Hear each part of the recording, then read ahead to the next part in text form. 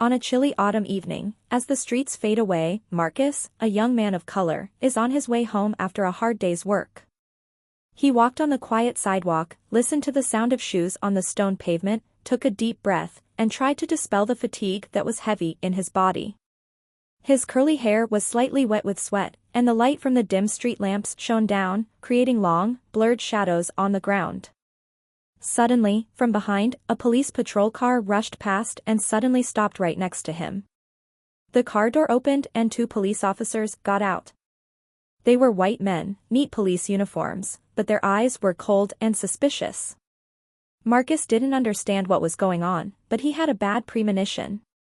One of them, a taller man, approached and raised his voice in command, "Stop." Marcus paused, a feeling of tension rising in his chest. He looked at the policeman's face, feeling the coldness from his gaze. "What's wrong?" Marcus asked, trying to keep his voice calm, though there was a vague fear in his heart that he couldn't explain. The policeman did not immediately respond. Instead, he just looked at Marcus casually, as if he was used to mastering the situation like this. "Present the papers," the policeman said in a voice that had no emotion. Marcus was a little surprised, but he pulled out his wallet from his pocket and handed out his ID. His eyes stared at the policeman, feelings of dissatisfaction and skepticism rising. He had never been stopped for this reason before, but this feeling was not new. Such encounters always happened to him everywhere, whenever he had to face people who carried prejudices about the color of his skin. The policeman didn't say anything more, but remained rude. He asked Marcus to open his arm to check, and there was no explanation or reason for the action. Marcus swallowed, trying to contain the emotions that were surging in his heart. He knew very well that if he overreacted, things would get worse. He took a deep breath, his hands trembled slightly, but he still did as requested, feeling that the invasion of his private space was becoming more and more obvious. Neither officer showed the slightest doubt about his actions. Although they found nothing suspicious, they still did not let go. A feeling of anger and helplessness filled Marcus' heart. He didn't know what to do, he didn't know what to say to protect himself from this injustice. He could only stand there, silent, while their prejudices and hostility made him feel even more like an invisible shadow in their eyes. "Okay, let's go," the policeman finally said, but the indifference in his voice made Marcus feel that all his efforts had been in vain. He didn't know if he was the only one who experienced this, but he understood that this encounter was not a coincidence. It was just one part of a long series of times he was judged and looked down on because of the color of his skin. Marcus continued walking, his heart heavy and full of frustration. In his mind, a question kept ringing: why do I have to live in a society where skin color decides everything? The sense of injustice and humiliation still haunts him every step of the way. Although he was not a criminal, in the eyes of these people, he was always treated as such. This encounter was not just a random encounter, but a reminder of the racism that Marcus, like millions of others, faces every day in this society. Rachel, a black investigator on the police force, stood in front of her office door, looking in the mirror opposite. She adjusted her uniform again, trying to erase the overwhelming feeling of tension. Throughout the past 5 years, she has had to fight not only with criminals, but also with suspicion and discrimination from her colleagues. They didn't believe she could do this job well. She had heard a lot of jokes, contemptuous glances, and gossip behind her back. No matter how hard she tried to prove herself, the eyes of her white colleagues were always scornful, always seeing her as an outsider in their world. Today, she faces an important case. A case of police violence where a black man was brutally beaten while being arrested. This incident is attracting public attention, and if not properly addressed, it can cause violent protests, even violence. The team was expecting a quick and clean result, but Rachel felt that she was the only one who really wanted to clarify things. When she began to interrogate the police involved, she immediately noticed the silence that pervaded her. The white police officers, her colleagues, were not very cooperative. They answered the question with a cold attitude, not daring to look her in the eye. Rachel felt the tension from them, and it made her feel like she was lost in a land without support. Some people do not hide their hostility, as if she is an encroachment on a sacred land of theirs. A feeling of loneliness rises in my heart. She had wondered if she was doing the right thing, if she had really changed anything in a system where everything was already in place. But Rachel couldn't give up. She couldn't let those colleagues drag her down, she couldn't let racism, whether covert or overt, destroy justice. She thinks of her parents, who have endured so much in life, who taught her that justice never comes easily, and that sometimes it takes a whole system to defend what is right. As she faced the irrefutable evidence, Rachel felt a wave of anger in her heart. They beat the victim mercilessly, and now they are trying to brush their hands, blaming each other.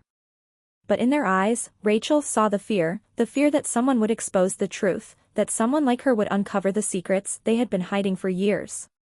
She decided not to back down. By approaching every detail meticulously, she began to break down the layers of husks that her colleagues had erected. Although every passing day is a big challenge, she does not allow herself to be defeated.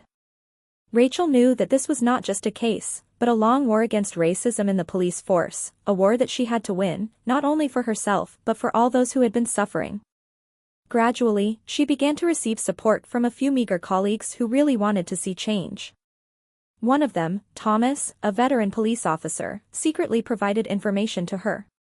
He didn't want to see the wrongdoing continue, but also understood that standing up publicly would leave him isolated. Still, Rachel felt motivated by those small actions. These people, though few, were the hope she needed to continue. She was determined to bring the truth to light.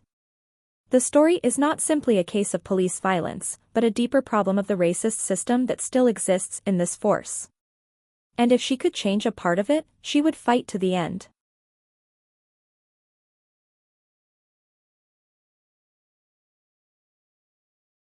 A light rain began to fall as Elijah, a man of color, drove his old car through deserted streets. He had just finished a late shift and was in a hurry to get home. The yellow light from the street lights reflected on the car glass, forming variegated streaks of light. He felt tired, his mind was heavy after a long day. Thoughts about family, about life, keep circling in his mind. Elijah knew that evenings like this, when everyone was asleep, were when he was most vulnerable. But then, as fate would have it, as he turned into a small street, suddenly a patrol car appeared right behind him. Elijah looked in the rearview mirror and saw a red signal light, accompanied by a loud siren. He didn't know what was going to happen, but his heart tightened. He had witnessed many similar cases, and whether he did anything wrong or not, the feeling of anxiety was always present every time he encountered the police. Elijah stopped the car, his hands trembling on the steering wheel. A policeman stepped out of the patrol car, his expression solemn, as if he was ready to deal with a criminal. Elijah took a deep breath, trying to stay calm. "What's wrong, sir?" he asked, his voice a little hoarse with worry. "Get out of the car," the officer ordered, not answering Elijah's question. His voice was cold, without a hint of emotion. Elijah swallowed, not understanding why he was stopped, but he understood that in situations like this, obedience was the most important thing to avoid further stress. He opened the car door and walked out, his feet heavy. The officer began to ask him about the paperwork, but Elijah felt uncomfortable in the way the officer treated him. His eyes swept over Elijah's body, as if looking for an excuse to cause trouble. Elijah felt a wave of anxiety roll up in his heart. He knew that even a small gesture or a word at the wrong time could make things worse. "Your papers," the officer continued, not looking into Elijah's eyes. Elijah pulled out his wallet and handed over the papers, his heart was about to suffocate. This scene is all too familiar. These stops were not the first time he had encountered them, but each time, the feeling of fear never subsided. He couldn't help but think of other people of color who were unlucky, who had been treated unfairly just because of the color of their skin. He recalled stories from friends, family, and even incidents he had heard in the media. The fear is not only about being fined or arrested, but also about the potential threat to life in the face of racist cops. When the police officer checks Elijah's papers, he doesn't stop evaluating, sharp looks as if Elijah could be a criminal at any time. Elijah stood still, not daring to move much, just trying to stay calm. The moments passed like a century, and he felt as if everything around him had faded, leaving only the sound of rain falling on the roofs of cars and the gentle breeze blowing through the empty streets. Then the officer looked at Elijah's papers again, and finally said something that Elijah couldn't expect. "Okay, you can go." Elijah stood there, motionless for a few seconds, as if she couldn't believe what she had just heard. He didn't know if the policeman had really changed his attitude, or if it was just because he felt tired after a long day, but the coldness in his behavior was still intact. Elijah quickly returned to the car, without saying another word, just wanting to leave this place as quickly as possible.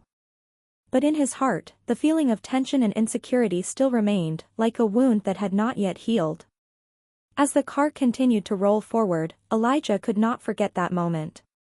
The encounter with the police was not just a coincidence, but part of a long chain of experiences that he, like millions of other people of color, faced in this society. He didn't know if the world would ever change, but he knew one thing for sure: his night ride would be not just a journey home, but a trip of hope and fear, of survival in a world that was never fair. Elijah sat in the car, clutching the steering wheel tightly, the street lights reflecting through the car window, creating vague images. He couldn't forget the cold treatment of the policeman, but deep down, he also understood that this was not just his own business. It is the story of an entire generation, of an entire community that has endured prejudice and discrimination throughout the years. When he got home, he found his father, Charles, sitting in an old armchair, his eyes staring out the window. Charles, who had been a soldier during the war, who had to struggle not only with external enemies but also with prejudices about the color of his skin, is now aging with memories that will never fade. Elijah walked into the room, and Charles turned, his eyes no longer the eyes of a strong man as ever. The color of time, the scars in his soul, have all been clearly imprinted on that face. "Are you back?" Charles asked, his voice hoarse. Although the question is simple, there is a worry that cannot be hidden. Elijah sat down next to his father, not saying anything right away. He found it difficult to share what happened on the road, knowing that his father would understand the emotions he was experiencing. "Dad, today," Elijah began, but then he stopped, feeling choked up. What he had just experienced was an experience that even older people like Charles had faced, but each time, the pain silenced them, still made them feel like they were living in an unjust world. Charles looked at his son, his eyes filled with sympathy. He lived through the days when people of color were considered inferior and did not deserve to be treated fairly. Those years were etched in his mind, but he always found a way to continue living and be an example for his children. He knew that, no matter how much he struggled, society was not easy to change, and nothing was easy for people like them. "You know," Charles began, his voice soft but steadfast, "when I was young, I had things like that. Not only was he treated badly, but he was also considered worthless. He was beaten and mistreated just because he was a person of color. But I learned an important thing: not everything can change immediately, but we have to persevere. You must remember that those who came before you fought relentlessly, so that you could have a better life. And you, Elijah, you can't stop." Elijah listened to his father, feeling the pain in those words. His father witnessed protests, bloody fights for the rights of people of color, but he also witnessed sacrifice, resilience, and hope that never went out. Each generation faces its own challenges, but lessons from the past are always a strong source of motivation to continue. "But how can you fight, Father?" Elijah asked, his voice filled with helplessness. "This world, it seems, never changes. Everything is still the same, unfair, full of discrimination." Charles was silent for a moment, as if pondering his son's question. Then he said, "I'm not the only one who feels that way. Look at the people around you. They are struggling. There is not much I can do to change the world right now, but I can. I am the next generation. You can bring about change, even the smallest. And remember, no war is in vain." Elijah was silent, feeling like everything inside him was beginning to unravel. He knew that change would not be easy, but as his father said, each generation has a responsibility to carry the flame of hope, no matter how many challenges it faces. It is a war that they must fight together, not only for themselves but also for the future of the next generation. Finally, Elijah stood up, stretched out his shoulders, as if to dispel all the negative thoughts in his heart. He turned to look at his father again, his eyes full of determination. I'm going to go on, Dad. I'm going to do what I can. Charles looked at his son, his eyes sparkling with pride. I know you can do it. The intergenerational confrontation is not just an exchange of words, but a connection between the past and the future, between suffering and hope. And in that moment, Elijah understands that change is not an easy thing, but a journey that cannot be stopped. The next morning, as the early sunlight penetrated the window, Elijah made a clear decision in his heart. He knew that he couldn't live in insecurity forever, he couldn't just keep suffering without doing anything. What his father said woke him up, as a reminder of responsibility and belief in the ability to change. Every small step, every action, no matter how small, can make a difference. And to do that, he has to start from himself, from the people around him, from daily encounters. Elijah drove to work, his heart full of thoughts. He thought about his colleagues in the police department, who had always treated him with reservations, not really trusting. The feeling of isolation had always haunted him, but today, he felt he couldn't keep silent. He will not allow outdated and racist notions to continue to be ingrained in the system. You have to act, you have to stand up and prove that change can come from within the system. That day, Elijah decided to participate in an important meeting in the police department, where leaders and investigators would discuss the force's policy and actions in response to police violence. When he walked into the meeting room, the eyes of other colleagues, especially white people, were somewhat surprised. They were used to him being just an ordinary employee, never speaking out on big issues, but today, Elijah knew that he had to change that.